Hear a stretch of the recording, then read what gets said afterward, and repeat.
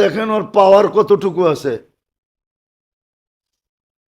এক হোয়াইটের সামনে ওর কোনো পাওয়ার নাই। হোয়াইটই ওরাই ওরা জানে এটা মন্ত্রী হইলে কি হবে, সবকিছু খুইলা দিয়া মন্ত্রী হয়ে গেছে। হইলে কি হবে, ভিতরের আগুন এখনো আছে। ভিতরের আগুন এখনো আছে। সত্য এটা। আমি আপনাদেরকে সত্য কাহিনী দিতে পারি। বুঝেইতেছিলাম যে আজকে যে মুসলমানের দুরবস্থা, মুসলমানের যে দুরবস্থা, এটা আল্লাহর ঘোষিত দুরবস্থা। বাংলা একটা কথা বলে, সোজা আঙ্গুলে ঘি না উঠলে বেঁকা আঙ্গুলে উঠাইতে হয়। আল্লাহরও কথা এটাই। সদিচ্ছায় আমি তোমাদেরকে মানুষ বানাইছি, মুসলমানের ঘরে জন্ম দিছি। তোমাদের ভাগ্য খোলার জন্য আমি আমার বন্ধু দিছি। মুহাম্মদুর রাসূলুল্লাহ আসছেন আমাদের ভাগ্য খোলানোর জন্য। আপনি একটা কথা চিন্তা করেন না, আপনার ভাগ্য খুলছে কিভাবে? সমস্ত উম্মত এক নেকি করলে এক নেকি হতো, আর আপনি এক করলে শুরু 10-এর থেকে। কতর থেকে? শেষ কোথায়? শেষ বেগায়রে হিসাবে যায় শেষ। আপনার শুরু তো 10 থেকে, শেষ হইল হিসাব যেখানে শেষ ওইখানে। এত বড় ভাগ্য আপনার করলো। একটা দেখাইলাম, সর্বদিকে আপনার ভাগ্য খুলা দিল। জমিনের রাজত্ব তো আমাদেরকেই দিছিলেন। হ্যাঁ, ইন্নাল আরদা ইয়ারিসুহা ইবাদিয়াস সালিহুন। কোরআন তো এটাই বলে, জমিনের রাজত্ব তোমাদের জন্য ছিল, কিন্তু একটা শর্ত ছিল, সালিহুন। আমি যেমন চাই তেমন যদি হও, তাহলে জমিনের রাজত্ব তোমাদের। ইতিহাস তো দেখছে একটা সময়, ইতিহাস ছিল, মুছে দেওয়া যাবে না। ইতিহাস ছিল এক সময়, আপনি ইতিহাসের পাতা উঠান, মুসলমানের পেটের বাচ্চা পর্যন্ত বাতা পাইত। ইতিহাস এক সময় ছিল। বিজাতি সদ ইচ্ছায় তার কামার 60% মুসলমানকে দিয়া, তারপরে মুসলমান বাধ্য করতেন না যে আমার সমাজে তোমাকে থাকতে হবে না। নিজের ইচ্ছায় বলতো তোমার সমাজে আমি থাকব, আমার কামার 60% তোমাদেরকে দিব, তারপরও আমাকে তোমার সমাজে রাখো। 40% দিয়ে আমি যতটুকু সুখে থাকবো, আমার সমাজে 100% বিলাইও এর 100 ভাগের 1 ভাগ সুখ আমি পাবো না। কেন? ওদের সমাজটা এরকমই ছিল, দাসত্বের সমাজ ছিল। আমরা ওই যুগে জন্ম নেই নাই, যেই যুগে জমিদারি প্রথা ছিল। জমিদারির প্রথার ভিতরে যারা জন্ম নিয়েছিলেন আর যারা সময় কাটাইছে, ওগুলো কবর থেকে উঠে জিজ্ঞাসা করতে হবে যে তোমাদের সময়টা কিরকম কাটতো। প্রজা হিসাবে যারা জীবন কাটায় গেছেন, ওদেরকে কবর থেকে উঠে জিজ্ঞাসা করতে হবে ওরা কিভাবে সমাজ জীবন কাটাইছেন। চাই মুসলিম জমিদার হোক, চাই অন্য সম্প্রদায়ের জমিদার হোক, আপনি ইতিহাস উঠে দেখেন, গাঠেন ইতিহাস। তো একটা সময় ছিল, যতদিন শর্ত পূরণ হইতেছিল, ইবাদিয়াস সালিহুন, প্রমাণ আনা যায়। এই ইহুদিদেরকেই বলতো মুসলমান, হাদিসে আছে ইয়াকতুলুশ শারকিয়ুল গারবিয়্যা। শার্ক বলা হয় পূর্ব দিকে হলো মধ্যখানে দরিয়া উর্দুন, পূর্ব দিকে হলো ফিলিস্তিন আর উর্দুন, আর পশ্চিম দিকে হলো ইসরায়েল। হাদিসে আছে পূর্ব আলারা পশ্চিম আলাদেরকে হত্যা করবে। তো ইহুদিদেরকে বললে বলে তোমরা বলতেছো সত্য, কিন্তু এখানে একটা শর্ত আছে। আল্লাহ বলছে মুসলিম আব্দুল্লাহ, যে তোমরা এখন আল্লাহর বন্দাও না আর তোমরা এখন পারফেক্ট মুসলমানও না। যেদিন হবে ওদিন এই হাদিস সত্য হবে। আমরা মানি তোমরা কতল করবে।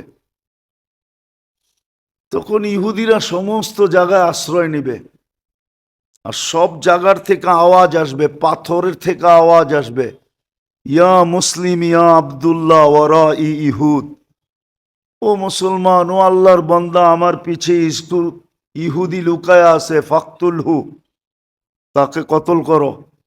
ইল্লা শাজারাতাল গারকাত, একটা গাছের থেকে আওয়াজ আসবে না, সেটা হলো ঝাউ গাছ। দেখবেন আমাদের গুলশান বনানী বাড়ি দ্বারা অনেক অধিকাংশ বাড়িতে ঝাউ গাছ আছে। ঝাউ গাছ দেখতে সুন্দর, কিন্তু এটা হলো ইহুদি গাছ। এই গাছের নামই হইল ইহুদি গাছ, কিন্তু মুসলমান পছন্দ করে লাগাইতেছে। তো শর্ত আছে। আজকে যে দুরবস্থা, আমরা কারণ তালাশ করি না যে কেন হলো, একের পর এক কেন হইতেছে। কারণ আল্লাহর অঙ্গীকারও আছে, আল্লাহর অঙ্গীকার আছে যে তোমাদেরকে আমি মানুষ মুসলমান উম্মতে মোহাম্মদী বানাইছি। যদি দেখি মেডিসিনে কাজ না হয়, এবাদত বন্দিগি ছিল মেডিসিন, আর আমরা মেডিসিন ছেড়ে দিছি। বললাম তো রাগ হয় না, খানা পর্যন্ত বিসমিল্লাহ বইলা খায় না, ঘুমানোর সময় দোয়া পর্যন্ত পড়ে না, উঠো দোয়া পড়ে না। সারাদিনেরটা তো বাদ দিলামই, 24 ঘন্টা আল্লাহর সার্ভিস নিতেছে। আল্লাহ তো বলে অনেক সময় নিজের চয়েসের কারণে, পছন্দের কারণে সবার সামনে লজ্জায় নিজেকেই মুখ ডাকতে হয়। আছে এরকম পর্ব, আছে এরকম, মনে হয় বোঝেন নাই। আপনি খুব পছন্দ করে ম্যানেজার নিয়ে আসছেন, পুরান ম্যানেজারে আউট করে দিছেন, কিন্তু কয়েকদিন পরে ধরা পড়ছে মাশা আল্লাহ, মাশাল্লাহ বোঝেন কি, মাশাল্লাহ বোঝেন, খুব ভালো মানুষ, ঠিক না? এখন মালিকেরই কর্মচারীর সামনে চক্ষু চেহারা ডাকতে হয়। আল্লাহ বলে তোমাদের যে দুরবস্থা, কিয়ামতের দিন যদি তোমাদেরকে উঠাই, তো নিজেকে বন্ধুর সামনে, তো শব্দটা যদিও শোভনীয় না, বন্ধুর সামনে লজ্জিত হইতে হবে। কেননা বন্ধুর সাথে অঙ্গীকার, আমি বন্ধুকে লজ্জিত করব না। এই জন্য আল্লাহ সিস্টেম বানাইছেন, হাদিসে আছে, আমরা হাদিসের বাহিরে বলতেছি না। আল্লাহ রসুল বলছে আমার উম্মতের শাস্তি দুনিয়াতে আল্লাহ দিয়া দিবে, শাস্তি দুনিয়াতেই হয়ে যাবে। একটা হলো আল কাতলু আল জালাজিলু, দুটা দিয়া শাস্তি দিয়া দিবে। একটা হলো অনার্থক হত্যা, অহেতুক হত্যা, কারণ ছাড়া হত্যা। আজকে মুসলমান যে হত্যা হইতেছে কারণ ছাড়া, যে মরতেছে সেও জানে না আমি মরলাম কেন, যে মারতেছে সেও কোনো যুক্তি দিতে পারবে না। নাইলে বলেন হামাস কয়জন? 25,000, মেয়েরা তো ফেললো 60,000। নিরীহ মানুষকে। 60,000 তো নিরীহ মারা গেল, অথচ হামাস টোটাল হলো 25,000। 25,000-এর জন্য 60,000। তারপরেও তো আমাদের বিবেকের পর্দা খোলে নাই। বলেন বাংলাদেশের কোন ইম্পোর্টার লেখছে, পত্রিকায় দিছে আমি আর ইসরায়েলি মাল ইম্পোর্ট করব না, ইসরায়েলি কোম্পানির মাল ইম্পোর্ট করব না? যদিও ডাইরেক্ট ইসরায়েল থেকে করতেছে না, কিন্তু ইসরায়েলি কোম্পানিগুলো তো সুস্পষ্ট, ঠিক না? ওদিন দেখলাম, খুব হাসি লাগলো, কোক খাইতেছে আর বাটার দোকান ভাঙতেছে। কোক কোক খাইতেছে আর কোক কাদের? বাটা কাদের? একটা পেটে ঢুকাইতেছে আর একটারে ভাঙতেছে। হাস্যকর ব্যাপার। মুসলমান যদি এতটুকু করত যে ওদের দেশের কোনো পণ্য ইম্পোর্ট করব না, ব্যবহার করব না, অথচ দেখেন আপনার ঘরের সাজসজ্জাই তো ওদের জিনিস দিয়া, এতটুক করতেও তো রাজি না, এতটুক করতেও তো রাজি না। আপনি বলবেন খাওয়ার জিনিস, আমিও বলবো খাওয়ার জিনিস। আপনি বলবেন ব্যবহারের জিনিস, আমিও বলবো ব্যবহারের জিনিস। কিন্তু আত্মমর্যাদা তো একটা জিনিস আছে, হ্যাঁ না নাই? হ্যাঁ, আপনার আত্মমর্যাদায় কি বলে? আপনার টাকা দিয়েই তো অস্ত্র কিনতেছে। পেপসিতে তো লেখাই, পেপসি অর্থ কি? হ্যাঁ, পেপসির মিনিংস হলো তোমার একটা পয়সা ইসরায়েলের জন্য, একটা পয়সা ইসরায়েলের জন্য তুমি জমা করো, সংরক্ষণ করো, একটা পয়সা। পি দিয়া প্লিজ, বুঝবেন তো না কোড ওয়ার্ড? ওই যে মনে মাঝে মাঝে কোড ওয়ার্ড হয় না? হ্যাঁ, দেখেন না, মেঘনা গ্রুপের উপরে লেখা কি MGI, ঠিক না? দেখেন না সব জায়গায় লেখা মেঘনা গ্রুপ অফ ইন্ডাস্ট্রিজ। ওইটারে 3 শব্দে 3 অক্ষরে আনছে। ঠিক এত বড় কথাটাকে নিয়ে আসছে একটা অক্ষরে, নাম হয়ে গেছে পেপসি। তো যেটা বুঝাইতেছিলাম, আমরা তো এটা করি না। তা আল্লাহ বলে বন্ধুর সামনে লজ্জিত হওয়ার থেকে আমার অঙ্গীকার, আমি না বন্ধুকে লজ্জিত করব, না বন্ধু আমার উপরে আঙ্গুল উঠানোর সুযোগ পাবে। দিছিলাম তো। গ্রামের একটা গ্রাম্য প্রবাদ বাক্য আছে, কয় শখের পিঠা মধ্যে কাঁচা। পিঠাটা বড়, আপনাদের দেশে কিভাবে আছে জানি না, তো পিঠাটা বড় শখ করে বানাইছিলাম, কিন্তু ভিতরে, শখের পিঠা ভিতরে কাঁচা। দিছিলেন তো আমাদেরকে সব, কিন্তু আমরা তো ইজ্জত রাখি নাই। তো এটাও আমাদের কানে ধ্বনি দিয়া গেছেন, তোমাদেরকে পাক করার রাস্তা একটাই থাকবে। বলবেন তাইলে ঠিক আছে, বুঝলাম, যারা আল্লাহকে ছেড়া দিছে আপনারা কষ্টের শিকার হবেন কেন? যারা দিনদার, এটারও আল্লাহর রসুল সমাধান দিছেন। আম্মাজান জিজ্ঞাসা করছেন আনুহলিকু আফিনা সালেহুন, আমাদের কি ধ্বংস হতে পারে নেককার লোক থাকা সত্ত্বেও? আল্লাহর রসুল বলছে ইদা কাসুর আল খাবাস, খারাপ লোকের সংখ্যা যখন বাড়বে তখন নেককাররা এই দুনিয়াতে তাদের উপরও মুসিবত আসবে। তারাও বাঁচবে না। হ্যাঁ, আখেরাতে ডিসাইড হয়ে যাবে। আখেরাতে, আরে ভাই বসেন না, আপনি ওইখানে বসেন না।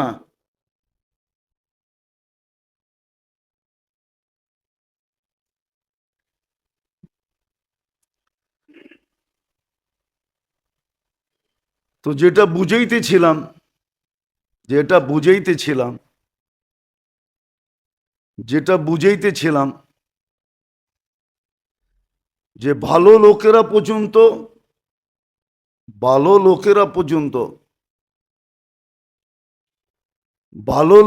পর্যন্ত ওই বিপদের সম্মুখীন হইতে হবে। তো আজকে যে মুসলমানের দুরবস্থা, এটা আমাদের হাতের কামাই। আপনার হাতের কামাই, আমার হাতের কামাই।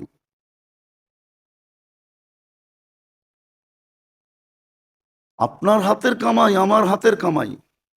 বুক করে সারাদিন আল্লাহরটা সারাদিন বুক করে সার্ভিস নেয় আল্লাহর, সেবা নেয় আল্লাহর, কিন্তু সারা দিনে 10 বার আল্লাহ বলতে চায় না। কেননা সামনে একটা সময় আসতেছে, কোয়ালিটিফাই তো বানাইতে হবে। হ্যাঁ, সামনে কিন্তু দুটা বিপদ আসতেছে। সামনে কিন্তু দুটা জিনিস আসতেছে। একটা দাজ্জাল, আপনি পাইবেন না তসবি পরে দাজ্জালতে বেঁচে যাবেন। আপনি এটা পাইবেন না যে আপনি তসবি পড়েন দাজ্জালতে বেঁচে যাবেন। দাজ্জালতে বাঁচা এত সহজ না। দাজ্জাল থেকে তো ওই বাঁচবে যে তা পদ্ধতি অনুসরণ করবে, অনুকরণ করবে। দাজ্জাল থেকে বাঁচার যে পদ্ধতি, ওই পদ্ধতি শতকরা একজন কেন, হাজারে একজন কেন, লাখে একজন করে কিনা সন্দেহ আছে। দাজ্জালতে বাঁচার যে পদ্ধতি, ওই পদ্ধতি তো আমরা কেউ অবলম্বন করি না। সহজ যদিও ছিল, সূরায়ে কাহাফের প্রথম রুকু এবং শেষ রুকু যে পড়বে সে দাজ্জাল থেকে বাঁচবে। কিন্তু কোরআনই তো পড়তে জানে না 99 জন। 99 জন বললেও ভুল হবে না। ও প্রথম রুকু থেকে পড়বে। আপনি ভাবছেন আপনার তফসিবি টিপা আপনাকে দাজ্জাল থেকে বাঁচিয়ে দিবে? এত সহজ? আমরা সবাই দাজ্জালের পাঞ্জার ভিতরে আছি, শুধু প্রকাশ পায় নাই। প্রকাশ পাইলেও হাতের তে খুইলা দেখাবে, তুই অনেক আগে আমার পাঞ্জার ভিতরে, তুই যাবি তো যাবি কই? আপনি অনেক আগে ডাক্তার দাজ্জালের পাঞ্জার ভিতরে চলে গেছেন। আজকে যে প্রযুক্তি আর ইন্টারনেট আর প্রযুক্তি যেটি চলতেছে, যেটি আমরা দৈনন্দিন ব্যবহার করি, ডিশ আর ফিশ, টেলিভিশন আর এটা সেটা, এগুলো সব দাজ্জালের পাঞ্জা। আপনি ওর পাঞ্জার ভিতরে আছেন। আপনি ভাবছেন টপসি টিপা বেঁচে যাবেন? রাগ হয় না, বুঝানোর জন্য বলতেছি। এখন বললে কারো দিলে লেগে যাবে। অনেকবার বলছি মসজিদে, কিন্তু করণীয় কিচ্ছু নাই। এতটুক পর্যন্ত শিখে না। তো যেটা বুঝাইতেছিলাম, আমরা শিখি না। আমাদের এক এক দল এক এক ভাবনায় আছে যে আমি বেঁচে যাবো, আমি বেঁচে যাবো। এত সহজ? দুনিয়ায় কোনো নবী আসে নাই যেই নবী উম্মতকে দাজ্জালের ব্যাপারে সতর্ক না করছেন। আর আমাদের নবীজি তো সবচেয়ে বেশি করছেন। এটা দাজ্জাল আমাদের ভিতরেই আসবে, আমাদের সময়ই আসবে। এত তাড়াতাড়ি বেঁচে যাবেন? সবাই ভাবতেছে ইমাম মেহেদী আলাইহিস সালাম আসলে আমি মিলা যাবো উনার সাথে। এত সহজ? হ্যাঁ, সোনা 22 ক্যারেট হয়, 24 ক্যারেট হয়, 25 ক্যারেট হয় না। 24 ক্যারেট কেন হয় জানেন? হ্যাঁ, 999 হয়, 1000। তারপরও কয় পয়েন্ট বাকি আছে? হ্যাঁ, এখনো 1 পয়েন্ট খাইদ আছে। দুনিয়ার কোনো প্রযুক্তি 1 পয়েন্ট দূর করতে পারে না। আপনি ভাবছেন ইমাম মেহেদী আলাইহিস সালামের সাথে মিশা যাবেন আপনি আসলেই? হ্যাঁ, ওনার সৈন্য সামন্ত কি কয়েক কোটি হবে নাকি? মাত্র 70,000। এটা দিয়ে দুনিয়া কাঁপাবে। শুধু 70,000 হবে। সবাই ওনার সাথে মিলা সম্ভব না, ওটারও কোয়ালিটি আছে। এখন পর্যন্ত কোয়ালিটি হয়েছে কিনা জানি না 70,000-এর। হ্যাঁ, যেদিন হবে 70,000 কোয়ালিটি ভাই, ওই দিন উনি আসবে, এটাই সত্য। তো ওনার সৈন্যের সাথে মিলা যাবে না, এত সহজে না। আর দাজ্জালের হাত থেকে সহজে বাঁচা যাবে না। বললাম না, সূরা কাহাফের প্রথম রুকু শেষ রুকু তো পড়ি না, না মুখস্থ করছি না পড়ছি, কোরআনই তো পড়তে জানি না। আপনি ভাবছেন তসবিহ টিপা বাঁচা যাবেন আর খালি আল্লাহর উপরে ছেড়া দিবেন? আপনি কিচ্ছু করবেন না, সারাদিন বুক করবেন আল্লাহটা। মেরে দোস্ত, ভুল জগতে আসি। হ্যাঁ, নাইলে হাদিসে এতগুলা কথা আসতো না, এতগুলা কথা আসতো না, এতগুলা কথা আসতো না, এতগুলা কথা আসতো না। আমাদের দুরবস্থা এই জন্যই আজকে। করণীয় কি ছিল এটাও করি না, যেটা করণীয় ছিল কেউ তো এটা ধারেই দাঁড়ে না। হ্যাঁ, হইতেছে ফিলিস্তিনে হইতেছে, আমার কি? আচ্ছা বলেন, আপনার দেশটা ফিলিস্তিনের থেকে কম? আমি তো যুক্তি দিয়ে আপনাকে বুঝাবো। ফিলিস্তিনওয়ালা গাজাওয়ালাদের তো একটা করিডোর আছে, যেই করিডোর দিয়ে ওরা ঢুকতে পারবে মিশরে। আপনার করিডোর কোথায় আছে? আপনার করিডোর তো বঙ্গোপসাগর। তাহলে আজকের থেকে কলা গাছ লাগাইতে শুরু করেন। যদি সাঁতার দিতে হয় তাহলে 2-4টা দিয়ে একটা বেলা বানায় কমসে কম সাঁতার দেওয়া যাবে। ছোটবেলা কলা গাছের বেলায় চড়তাম, বেলা চিনেন তো? হ্যাঁ, তাহলে কলা গাছের চাষাবাদ বেশি করেন। আপনার তো কোনো করিডোরই নেই। ওর তো একটা করিডোর আছে, আপনার কটা আছে? আপনার অবস্থা তো বেশি ভালো না। সত্য তো এটাই, মুসলমানদেরকে বিজাতির চেয়ে মুসলমান বেশি ডুবাইছে। কবির ওই কথা সত্য, মুঝে আপনু নে লুটা গैरू में कहां दम था, मुझे আপনু নে লুটা गैरू में कहां दम था। আমাকে আমার মানুষ ডুবাইছে, অন্যের ডুবানোর ক্ষমতা কখন ছিল? দুনিয়ায় সবচেয়ে ভীতু জাতি চিনেন না? চিনেন? হ্যাঁ, কে? দুনিয়ায় 2টা জাতি সবচেয়ে ভীতু, একটা হলো ইহুদি আর একটা হলো মূর্তি পূজক। এদের চেয়ে ভীতু জাতি দুনিয়াতে নাই। কিতাব বলে, কিতাব, সায়েন্স বলে। আর তৃতীয় হইল যারা ওদের সাথে বন্ধুত্ব রাখে, ওরা সবচেয়ে ভীতু। ওরা ভীতু জাতি।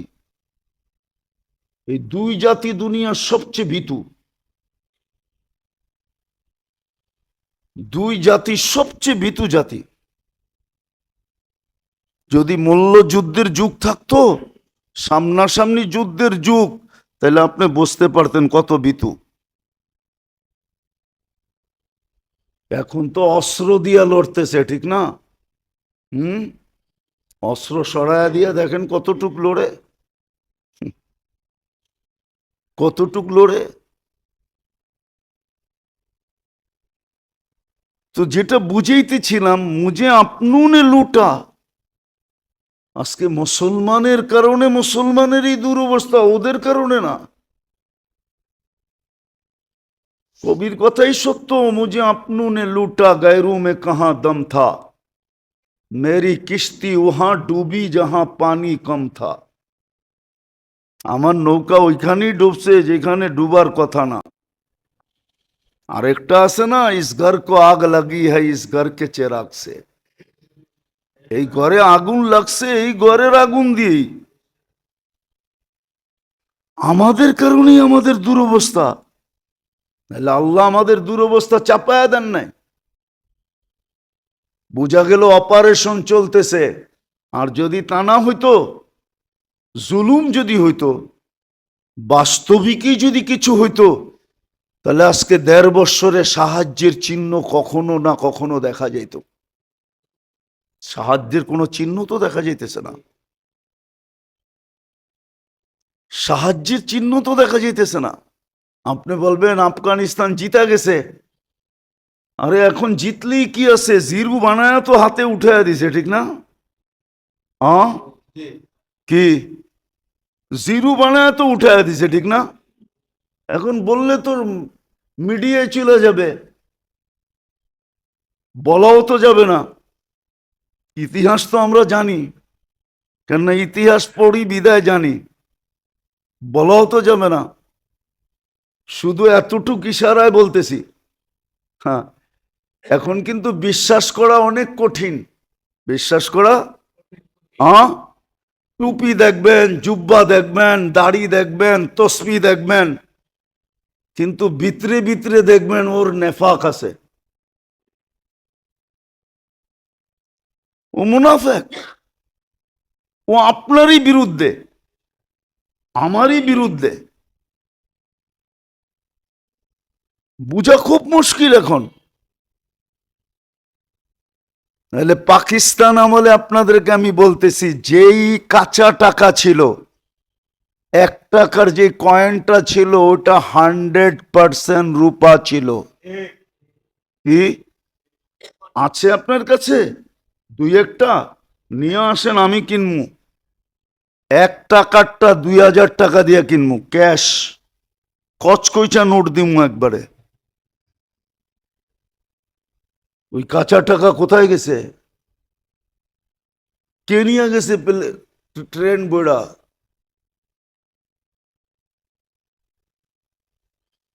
কে নিয়ে গেছে ট্রেন বইড়া? ওটি তো সব রূপা ছিল, পিওর রূপা। 1 তোলা রূপা ছিল, 1 তোলা, একবারে মাপা। এখনো 2-1টা আমাদের তাঁতি বাজারে আছে, যেটা তোলা মাপার জন্য ওইটাই দিয়ে মাপে, আর তোলা লাগে না। কে নিয়ে গেছে?